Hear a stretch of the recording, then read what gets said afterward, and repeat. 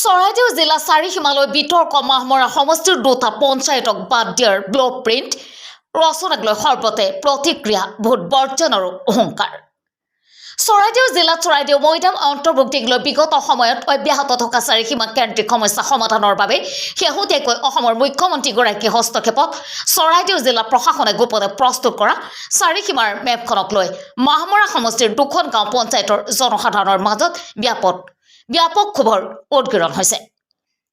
যোৱা 12 মাৰ্চ তাৰিখে মাহমৰা গৰৈমাৰীত অনুষ্ঠিত এক কাৰ্যসূচীত অংশগ্ৰহণ কৰাৰ পাছত মন্ত্ৰী যোগেন মহন্তৰ উপস্থিতিত চৰাইদেউ জিলা সীমা নিৰ্ধাৰণ দাবী কমিটিৰে হোৱা আলোচনা মৰ্মে মুখ্যমন্ত্ৰী ডক্টৰ হিমন্ত বিশ্ব শৰ্মাই 3 দিনৰ ভিতৰত চৰাইদেউৰ জিলা আয়ুক্তক চাৰিসীমা সম্পৰ্কত এক প্ৰতিবেদন দাখিল কৰিবলৈ নিৰ্দেশ দিছে।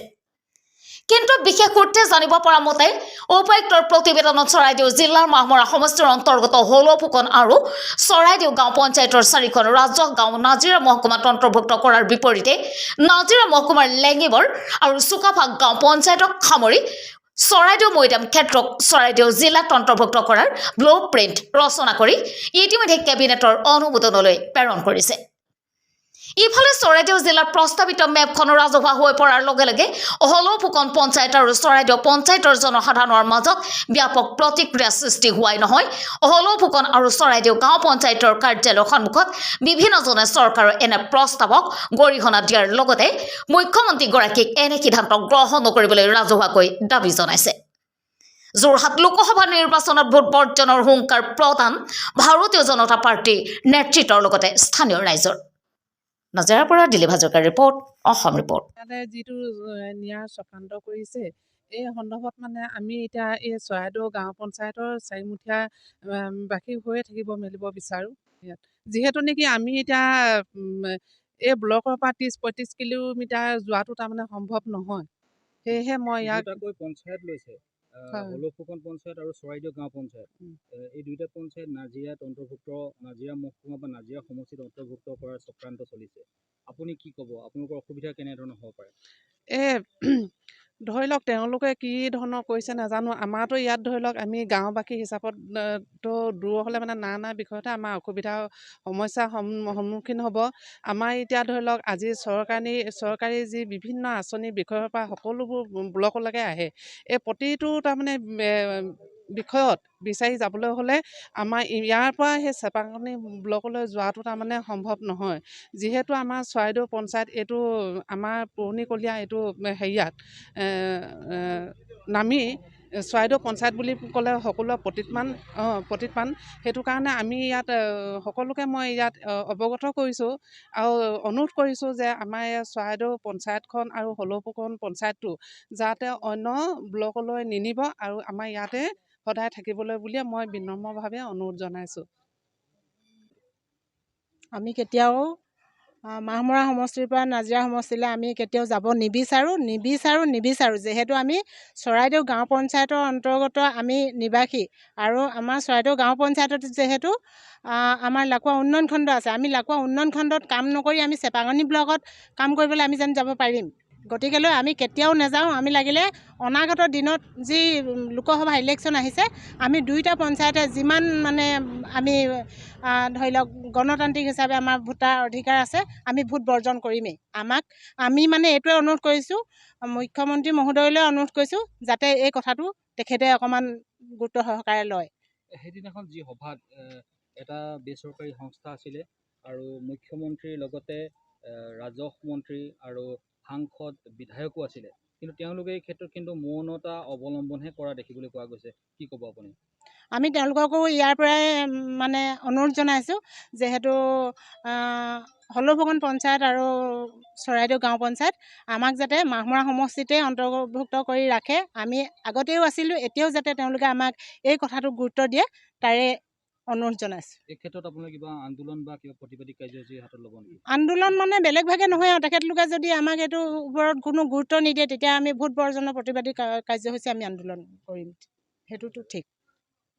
আমি ইয়াৰ ঘোৰ প্ৰতিবাদ কৰিছোঁ, কাৰণ যিহেতু নেকি ইতিমধ্যে সমষ্টি নিৰ্ধাৰণটো পূৰ্ণাংগ ৰূপত হৈ গ'ল আৰু পূৰ্ণাংগ ৰূপত হৈ যোৱাৰ পিছত হলফুকন গাঁও পঞ্চায়ত আৰু চৰাইদেউ পঞ্চায়তৰ প্ৰায় 4-5টা বুথ, প্ৰায় 6টামান ৱাৰ্ড তেওঁলোকে সংলগ্ন কৰিব বিচাৰিছে। তাৰ বাবে আমি ভাৰতীয় জনতা পাৰ্টীৰ কাৰ্যকৰ্তাসকল আৰু চৰাইদেউ পঞ্চায়তৰ ৰাইজ হৈ আমি ইয়াৰ ঘূৰ প্ৰতিবাদ কৰিছোঁ। আৰু যদি এই ব্যৱস্থাটো যদি তেওঁলোকে পূৰ্ণাংগ ৰূপত লৈ যায় তেনেহ'লে আমি আহি থকা নিৰ্বাচনত কিন্তু আমি বিসৰ্জন দিম।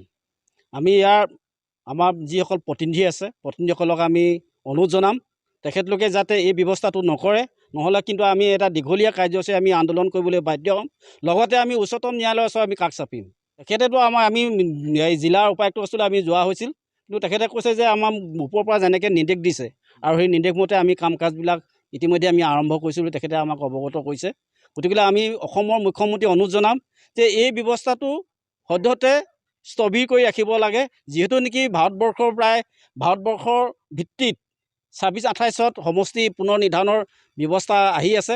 গতিকে সেই বিষয়টো 26লৈ তেওঁলোকক ৰাখিবৰ কাৰণে আমি অনুৰোধ জনাইছোঁ। কি কাৰণে হৈছে বুলি ভাবে আপোনালোকে? এইটো আপোনাৰ চৰাইদেউ জিলাত লেঙিবৰ পঞ্চায়ত আৰু চুকাফা পঞ্চায়তখন সন্নিৱিষ্ট কৰিব বিচাৰিছে। তাৰ বিনিময়ত প্ৰায় 13-14 হাজাৰ ভোট হলৌফুকন পঞ্চায়তৰ পৰা আৰু চৰাইদেউ পঞ্চায়তৰ পৰা নি পিনি আমাৰ নাজিৰা সমষ্টিৰ লগত সংলগ্ন কৰিব বিচাৰিছে। মই আপোনালোকৰ যোগেদি এটা কথাই জনাম যে এই লাকুৱা ব্লকৰ যি উন্নয়ন খণ্ডখন দেখিছে ই চৰাইদেউ ৰেভিনিউ ভিলেজত অৱস্থিত। তেনেস্থলত এই চাৰিমুঠীয়া অঞ্চলৰ মানুহে চাৰিমুঠীয়াত অৱস্থিত থকা ব্লকৰ পৰা আঁতৰি গৈ চেপাখানী ব্লকলৈ প্ৰায় 30-35 কিলোমিটাৰ দূৰলৈ আমি যাব লাগিব কাম কাজৰ কাৰণে। গতিকে এইটো কেতিয়াও সম্ভৱপৰ নহয়। গতিকে আমি নিৰ্বাচন আমি বিসৰ্জন দিম। গতিকে ইয়াৰ বিহিত ব্যৱস্থা গ্ৰহণ কৰিবৰ কাৰণে এই সমষ্টিৰ মন্ত্ৰী মহোদয় তথা বিধায়ক মহোদয়, সোণাৰী সমষ্টিৰ বিধায়ক মহোদয় আমি অনুৰোধ জনাইছোঁ। বৰ্তমানৰ সাংসদ তপন গগৈক আমি অনুৰোধ জনাইছোঁ আৰু আজিও আমি তপন গগৈক মৌখিকভাৱে এই কথাটো অৱগত কৰিছোঁ। গতিকে অতি সোনকালে যাতে এইটো এটা স্থবিৰ কৰি ৰাখে তাৰ বাবে আমি তেখেতলোকলৈ পুনৰবাৰ আমি অনুৰোধ জনাইছোঁ। অসমৰ মুখ্যমন্ত্ৰীক আমি বিনম্ৰভাৱে অনুৰোধ জনাইছোঁ, নহ'লে কিন্তু আমি দুইখন পঞ্চায়তে এইবাৰ নিৰ্বাচনত আহি থকা লোকসভা নিৰ্বাচন আমি বিসৰ্জন দিবলৈ বাধ্য হ'ম।